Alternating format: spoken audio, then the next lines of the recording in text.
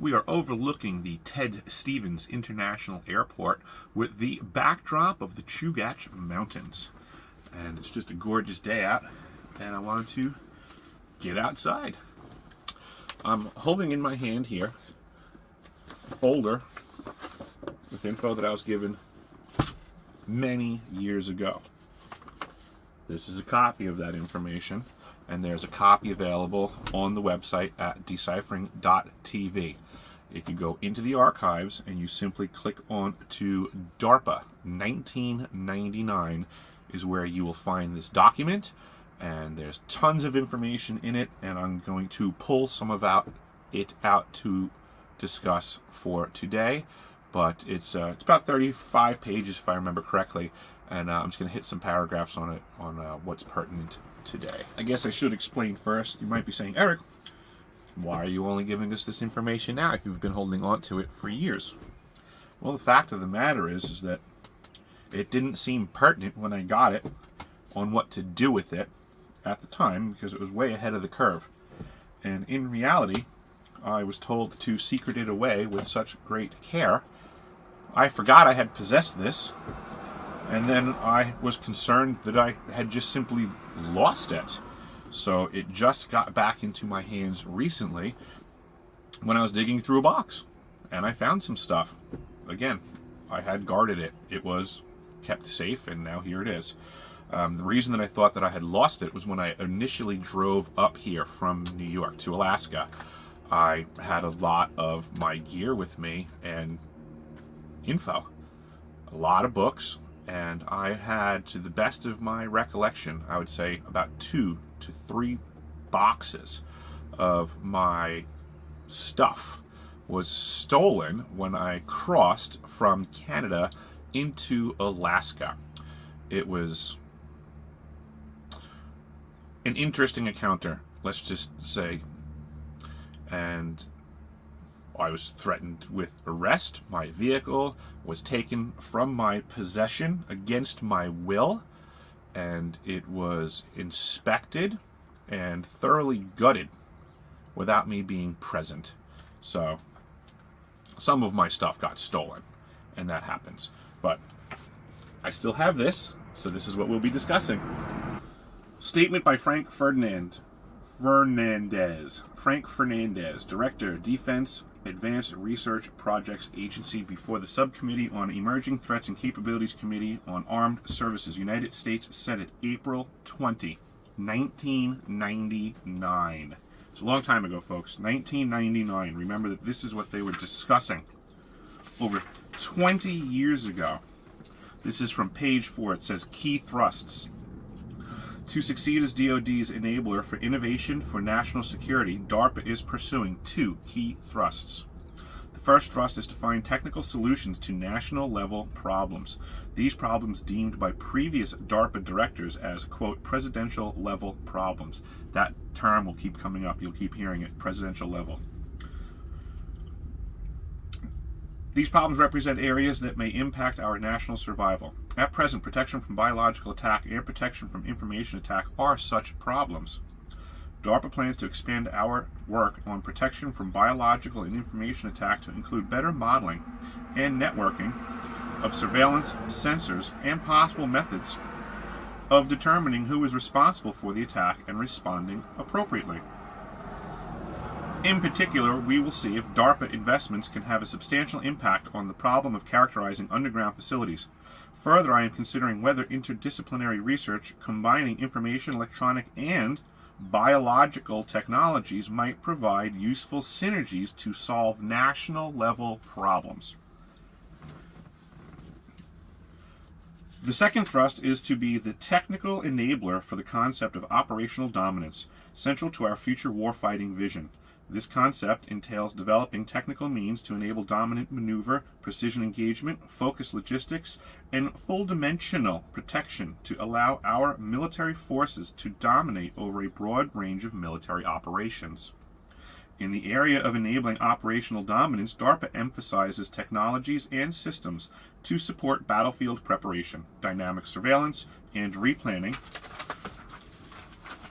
affordable, mobile, precision target kill and mobile distributed command, control, and communications. This represents a shift in emphasis from battle space awareness to the use of advanced sensors and information technology to affordably classify and attack non-stationary and buried targets and to rapidly adapt to changing situations. Furthermore, DARPA is focusing on technologies to enable future air, land, and maritime warfare concepts such as combined manned and unmanned warfare. Lastly, DARPA continues to emphasize the development of core technologies reflecting our traditional strengths: information technology, microsystems technologies, and materials technologies. I would like to describe some of DARPA's ongoing investments in these key thrust areas. The arrangement of my description of these investments is as follows: technical solutions to national level problems, protection from biological warfare attack, and protection from information attack. 2. DARPA's role as technical enabler for the concept of, quote, operational dominance. Technical solutions to national level problems. Let me begin by addressing technical solutions to national level problems. Protection from biological warfare attack. That's why I'm reading this, folks. This is from 1999. Protection from biological warfare attack.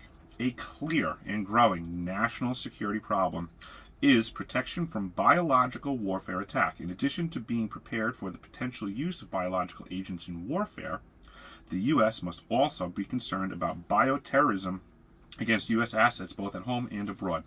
At present in 1999, there is a tremendous mismatch between the magnitude of the threat and our defensive capabilities. To this end, DARPA has constructed its biological warfare defense program with the goal of developing and demonstrating technologies to thwart the use of biological warfare agents by both military and terrorist opponents. Our efforts, undertaken in close coordination with numerous organizations both within and outside the Department of Defense, are focused primarily on developing innovative, broad-spectrum approaches that can be used to defend against current known threats and to anticipate potential future threats, both before and after exposure. Our approach is particularly challenging in what we require our researchers to conduct testing. Let me reread that. Our approach is particularly challenging in that we require our researchers to conduct testing using live pathogenic agents before we declare success. DARPA's biological warfare defense program has 5 main thrusts: therapeutic countermeasures, advanced sensors, advanced diagnostics, consequence management tools, and air-water purification devices. The Unconventional Pathogen Countermeasures Program is investigating a wide range of therapeutic countermeasures. These include the development of immunizations to be used prior to exposure and medical therapeutics against toxins, bacteria, and viruses to be used after exposure. In addition, DARPA is exploring ways to modulate the body's response to a pathogen so that the pathogen becomes less virulent. The program has had some promising results to date. Well, that's certainly very interesting. Last year, in the year of decontamination, we tested a lipid emulsion with good results against bacteria. Now the emulsion is having extraordinary results against anthrax spores. In trials, the emulsion killed over 90% of 7 different types of anthrax spores within 30 minutes and more than 95% within 4 hours. This is a kill rate similar to bleach, the current decontamination method of choice. But the emulsion is non-corrosive and non-toxic, making its potential very exciting. In addition, early tests have shown that the emulsion seems to inhibit the germination of spores that are not killed.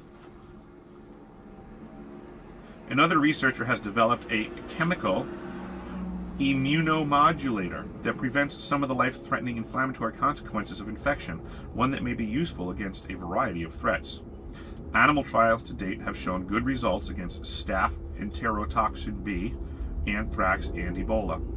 In another project, DARPA-supported researchers have identified an enzyme that is necessary for the survival of a number of pathogens ranging from military threat diseases to, quote, common afflictions and plant diseases of concern to agriculture. The researcher has a promising inhibitor of this enzyme that will undergo further tests. In fiscal year 2000, we will continue support of these innovative approaches and in many cases, conduct testing against live agents. We plan to expand our efforts in current technical areas as well as solicit additional unique ideas and approaches. We especially hope to interest scientists, researchers, and companies that do not normally work for the military, but who may have unique ideas that can help the U.S. respond to the threat of bioterrorism. 99. That's what they were talking about. Sensors are important in dealing with every aspect of the biological incident, from warning of the presence of an agent in the atmosphere to determining whether a building is fully decontaminated and safe to re-enter. No single sensor can satisfy the needs of the intelligence community. The warfighter and the civilian first responder, however. In order to detect the presence of a threat agent, DARPA is investing in the development of advanced biological warfare environmental biosensors that are robust, can operate autonomously in real time, and with extreme sensitivity to multiple agents while being small, low cost, and generating few false positive and no false negative alarms. Yep, they're basically integrating the world around us for their benefit, folks, but they're not telling you that. DARPA's program in environmental biosensors. Hey, there's a Herc. There's a stealth Herc. Look at that one. Here you go, folks. This is why I parked back here. Look, all white Herc. There's little writing under the window. I can't read it from here.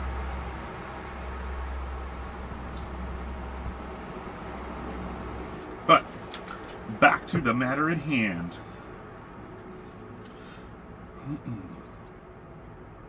DARPA's program in environmental biosensors includes a number of platforms for bioagent identification.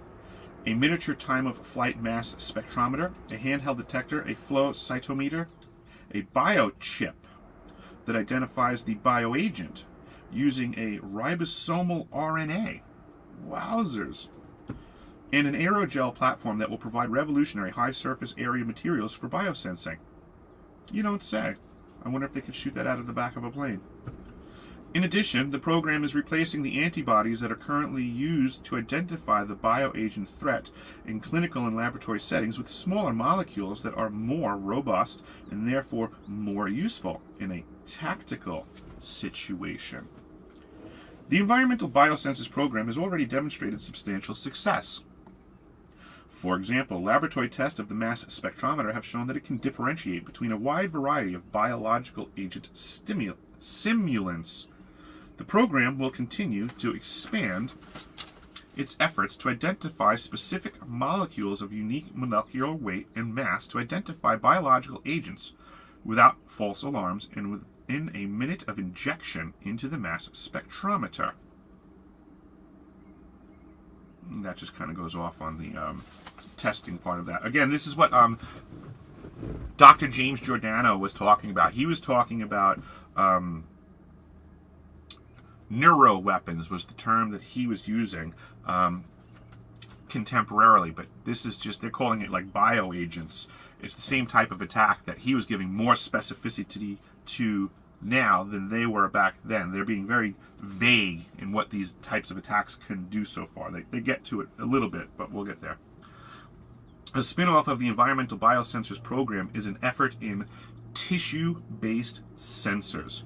This program aims to use a cell or piece of tissue to identify a chemical or biological threat agent and to determine the threat's viability and how it causes harm. This is why they want to chip us, folks. They're gonna tell us it's for our safety and so that they can monitor and let you know if you're under attack so they can then do something about it. I mean, this is where we're headed. This will provide key information on the human health risks associated with exposure. Researchers have already made some key advances. They have demonstrated strategies to dramatically improve the stability of cells to be used in such sensors by genetically engineering cells to increase their survival and longevity. Scary stuff. Think about what they're doing. Cells have also been encapsulated to provide a natural matrix for their operation as a sensor element. Researchers have fabricated interfaces to cells and tissues in order to investigate the spatial and temporal pattern of activity following exposure to a chemical or biological threat. One system that employs neuronal cells in tissues has been used to identify mechanisms of neurotoxicity in known chemical toxins. This year, the program will design and test cell and tissue systems that reliably report on viral and bacterial exposures and investigate key sensor features that provide minimal false positives while maximizing signal strength. In fiscal year 2000, the program will continue to focus on cell and tissue stability and investigate sampling issues associated with the autonomous collection of information. Here we go. The symptoms of exposure to biological warfare agents are often the same as those of the flu. I'm going to read that again, folks. This is the real deal. The symptoms of exposure to biological warfare agents are often the same as those of the flu. COVID is real, but it's a weapon, folks, and we're at war.